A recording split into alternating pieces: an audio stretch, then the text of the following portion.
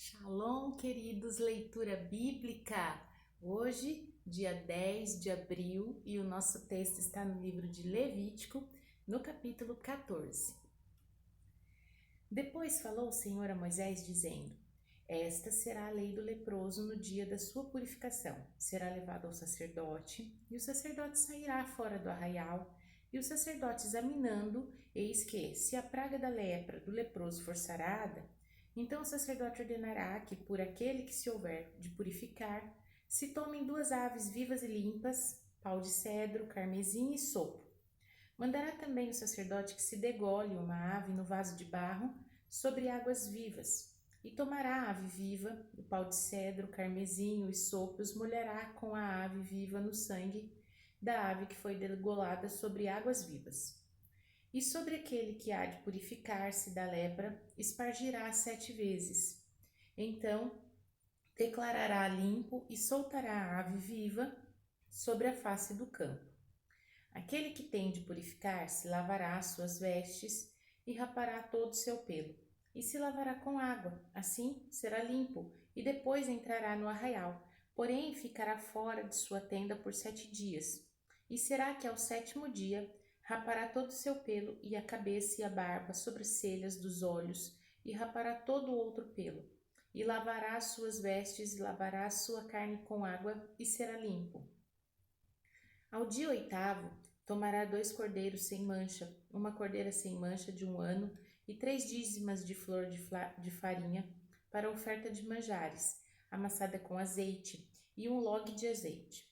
E o sacerdote que faz a purificação apresentará ao homem que houver de purificar-se com aquelas coisas perante ao Senhor, à porta da tenda da congregação. O sacerdote tomará um dos cordeiros e o oferecerá por expiação da culpa, e o log de azeite, e os moverá por oferta movida perante o Senhor.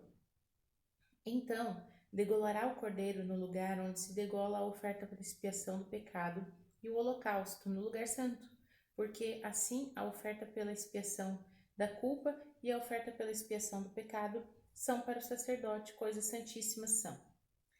E o sacerdote tomará o sangue da oferta pela expiação da culpa e porá sobre a ponta da orelha direita daquele que tem de purificar-se, e sobre o polegar da sua mão direita e no polegar do seu pé direito.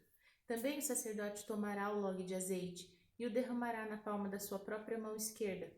Então o sacerdote molhará o seu dedo direito no azeite que está na sua mão esquerda, e daquele azeite com o seu dedo espargirá 7 vezes perante o Senhor. E o restante do azeite que está na sua mão o sacerdote porá sobre a ponta da orelha direita daquele que tem de purificar-se, e sobre o dedo polegar da sua mão direita, e sobre o dedo polegar do seu pé direito, em cima do sangue da oferta pela expiação da culpa. E o restante do azeite que está na mão do sacerdote porá sobre a cabeça daquele que tem de purificar-se. Assim o sacerdote fará expiação por ele perante o Senhor. Também o sacerdote fará a oferta pela expiação do pecado, e fará expiação por aquele que tem de purificar-se da sua imundícia. E depois degolará o holocausto, e o sacerdote oferecerá o holocausto e a oferta de manjares sobre o altar. Assim o sacerdote fará expiação pelo homem, e este será limpo. Porém, se for pobre, e a sua mão não alcançar tanto, tomará um cordeiro para expiação da culpa em oferta de movimento, para fazer expiar por ele, a dízima de flor de farinha, amassada com azeite, para oferta de manjares, e 1 log de azeite, e 2 rolas ou 2 pombinhos, conforme alcançar a sua mão, dos quais um será para expiação do pecado, e o outro para o holocausto. Ao 8º dia da purificação, os trará o sacerdote à porta da tenda da congregação perante o Senhor.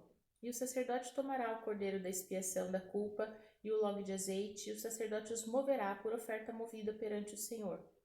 Então degolará o cordeiro da expiação da culpa, e o sacerdote tomará do sangue da oferta pela expiação da culpa, e o porá sobre a ponta da orelha direita daquele que tem de purificar-se, e sobre o dedo polegar da sua mão direita, e sobre o dedo polegar do seu pé direito.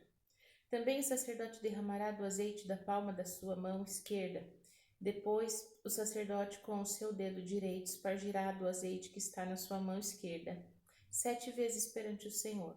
E o sacerdote porá o azeite que está na sua mão na ponta da orelha direita daquele que tem de purificar-se, e no dedo polegar da sua mão direita, e no dedo polegar do seu pé direito, no lugar do sangue da oferta pela expiação da culpa. O que sobejar do azeite que está na mão do sacerdote porá sobre a cabeça do que tem de purificar-se, para fazer expiação por ele perante o Senhor. Depois, oferecerá uma das rolas ou um dos pombinhos, conforme alcançar a sua mão. Do que alcançar a sua mão, será para a expiação do pecado, e outro para o holocausto com a oferta de manjares. E assim o sacerdote fará expiação por aquele que tem de purificar-se perante o Senhor. Esta é a lei daquele em quem estiver a praga da lepra, cuja mão não pode alcançar o preciso para sua purificação. Falou mais o Senhor a Moisés e a Arão, dizendo: Quando tiverdes entrado na terra de Canaã, que vos hei de dar por possessão, e eu enviar a praga da lepra, alguma casa da terra da vossa possessão, então virá aquele que quem for a casa e o fará saber ao sacerdote, dizendo: Parece-me que há como que praga em minha casa. E o sacerdote ordenará que despejem a casa, antes que venha o sacerdote para examinar a praga, para que tudo que está na casa não seja contaminado. Depois virá o sacerdote para examinar a casa, e vendo a praga, eis que, se a praga nas paredes da casa tinha covinhas verdes ou vermelhas, e parecem mais fundas do que a parede, então o sacerdote sairá daquela casa para fora da porta da casa, e cerrará a casa por 7 dias. Depois, tornará o sacerdote ao 7º dia a examinar. E se vir que a praga nas paredes da casa se tem estendido, então o sacerdote ordenará que arranquem as pedras em que estiver a praga e as lancem fora da cidade num lugar imundo. E fará raspar a casa por dentro, ao redor, e o pó que houverem raspado lançarão para fora da cidade num lugar imundo. Depois tomarão outras pedras e porão no lugar das primeiras pedras, e outro barro se tomará, e a casa será rebocada. Porém, se a praga tornar a brotar na casa, depois de se arrancarem as paredes, e depois de a casa ser raspada, e depois de ser rebocada, então o sacerdote entrará, e examinando, eis que, se a praga na casa se tem estendido, lepra roedora é, imunda está. Portanto, se derribará a casa, suas pedras, sua madeira, como também todo o barro da casa, e se levará tudo para fora da cidade a um lugar imundo. E o que entrar naquela casa, em qualquer dia em que estiver fechada, será imundo até a tarde. Também o que se deitar a dormir em tal casa, lavará suas vestes. O que comer em tal casa, lavará suas vestes.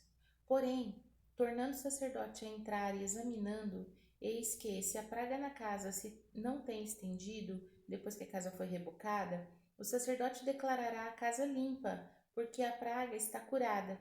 Depois tomará para espiar a casa 2 aves, pau de cedro, carmesim e sopo, e degolará uma ave no vaso de barro sobre águas vivas. Então tomará o pau de cedro e sopo, e o carmesim e a ave viva, e os molhará na ave degolada, nas águas vivas, e espargirá a casa 7 vezes. Assim espiará aquela casa com o sangue da avezinha, e com as águas vivas, e com a avezinha viva, e com o seu pau de cedro, e sopo e o carmesim. Então soltará a ave viva para fora da cidade, sobre a face do campo, e assim fará expiação pela casa, e ela será limpa. Esta é a lei de toda a praga, da lepra, da tinha, da lepra de vestes, de casas, de inchação, do apostema, de empolas, para ensinar que em que dia alguma coisa será imunda e em que dia será limpa. Esta é a lei da lepra. Agora nós vamos aos Salmos, Salmo de número 17. Ouve, Senhor, a justiça e atende ao meu clamor. Dá ouvidos à minha oração, que não é feita com lábios enganosos. Saia a minha sentença de diante do teu rosto. Atendam os teus olhos à razão. Provaste o meu coração, viste-me de noite, examinaste-me e nada achaste. O que pensei, a minha boca não transgredirá. Quanto ao trato dos homens, pela palavra dos teus lábios me guardei das veredas do destruidor. Dirige os meus passos nos teus caminhos, para que as minhas pegadas não vacilem. Eu te invoquei, ó Deus, pois me queres ouvir. Inclina para mim os teus ouvidos e escuta as minhas palavras. Faze maravilhosas as tuas beneficências, tu que livras aqueles que em ti confiam dos que se levantam contra a tua destra. Guarda-me como a menina do olho, esconde-me à sombra das tuas asas, dos ímpios que me oprimem, dos meus inimigos mortais que me andam cercando. Na sua gordura se encerram e com a boca falam soberbamente. Andam-nos agora espiando os nossos passos e fixam seus olhos em nós para nos derribarem por terra. Parecem-se com o leão que deseja arrebatar a sua presa e com o leãozinho que se põe em esconderijos. Levanta-te, Senhor, detém-no, derriba-o, livra a minha alma do ímpio pela tua espada, dos homens com a tua mão, Senhor, dos homens do mundo, cuja porção está nesta vida e cujo ventre enches de tesouro oculto.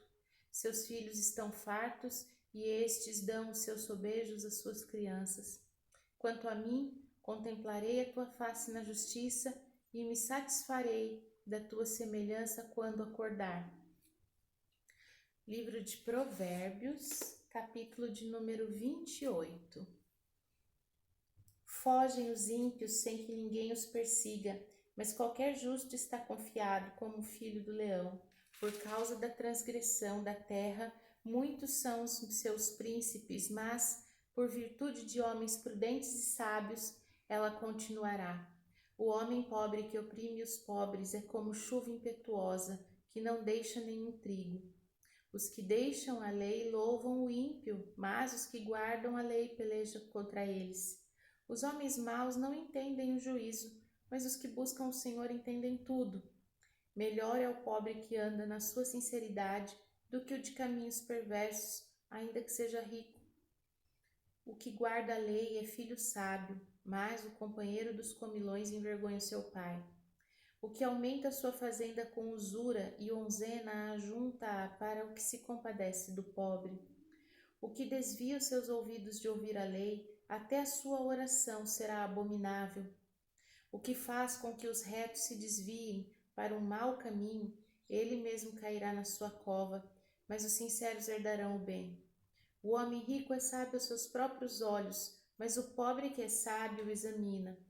Quando os justos triunfam, há grande alegria, mas quando os ímpios sobem, os homens escondem-se. O que encobre suas transgressões nunca prosperará, mas o que as confessa e deixa alcançará misericórdia. Bem-aventurado o homem que continuamente teme, mas o que endurece o seu coração virá a cair no mal. Como o leão bramidor e o urso faminto, assim é o ímpio que domina sobre um povo pobre. O príncipe falto de inteligência também multiplica opressões, mas o que aborrece a avareza prolongará os seus dias. O homem carregado do sangue de qualquer pessoa fugirá até a cova, ninguém o detenha. O que anda sinceramente salvar-se-á, mas o perverso em seus caminhos cairá logo. O que lavrar a sua terra virá a fartar-se de pão, mas o que segue a ociosos se fartará de pobreza.